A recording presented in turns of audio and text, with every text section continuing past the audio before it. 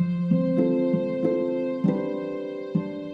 everyone. Welcome to Take 5 Live. This is Andy Brown of Once in a Lifetime Travel, and I am going to be giving you guys every week my tips, tricks, and advice about travel and, most importantly, Italy in less time than it takes to drink a cappuccino.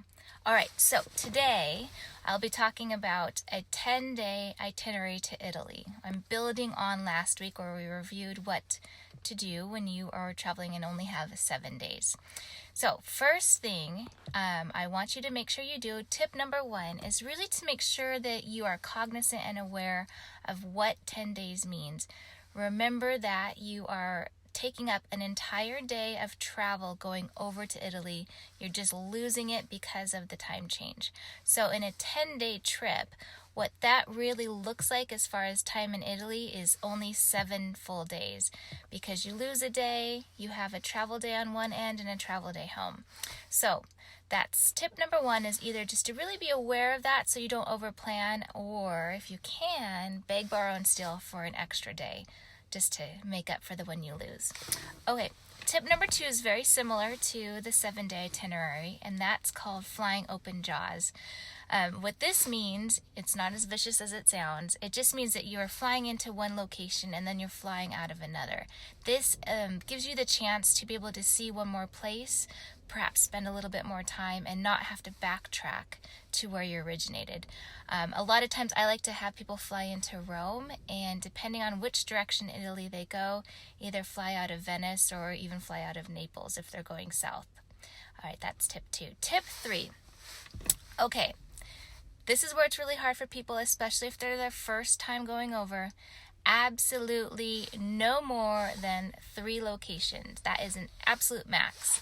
You do not want to be living out of your suitcase, and just take a deep breath and tell yourself you're coming back again. Absolute maximum of 3 locations. This gives you almost what I recommend of the 3 nights every place you stay. Almost, but not quite.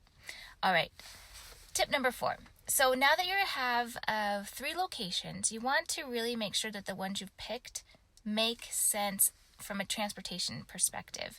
For example, if you are just dying to see Venice and you want to see the Cinque Terre, but you also want to go down to Florence, let's say, the Cinque Terre is actually a little bit more complicated to get to from Venice and from Florence. Not impossible, but it's going to mean the matter of maybe 2, sometimes 3 trains.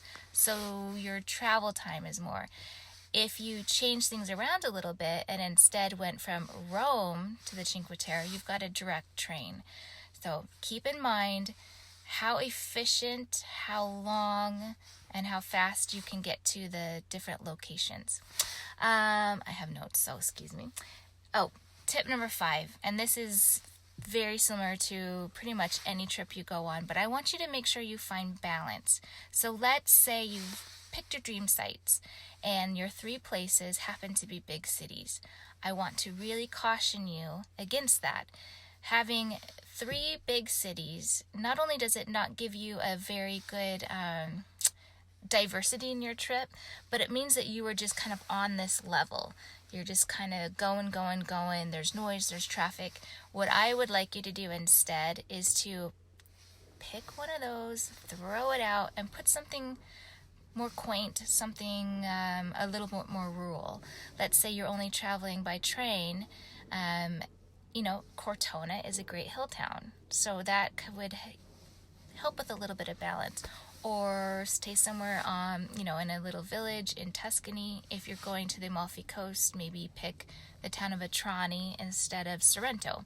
Just kind of, take that down a notch so you really have time to breathe and time to have what I call flow. Your trip is going to be wonderful, but it's going to be that much better if your flow is correct, if you've really taken the time to have your go, and then your rest and relax. And that's when you really soak in the culture. Okay, so those are your 5 tips. You're going to make sure you're aware of your travel time. Consider flying open jaws. Maximum of 3 locations, absolute maximum. You're going to make sure your locations make sense between all of them, and you are going to find balance. So what does that look like? Well, I'm going to put a little bit more detail when I put this video on the blog. But what that kind of looks like is, let's say, 3 locations. Fly into Rome, quick train up to Florence, and then you not day trip, and then your 3rd stay is in Tuscany. And then from Tuscany, you can fly out of Florence. Again, that's what the open jaws situation. That keeps you from having to leave a day early to spend the night in a hotel by the Rome airport. No one wants to end like that unless you absolutely have to. Let's see, another one. Let's do a 2-day itinerary instead.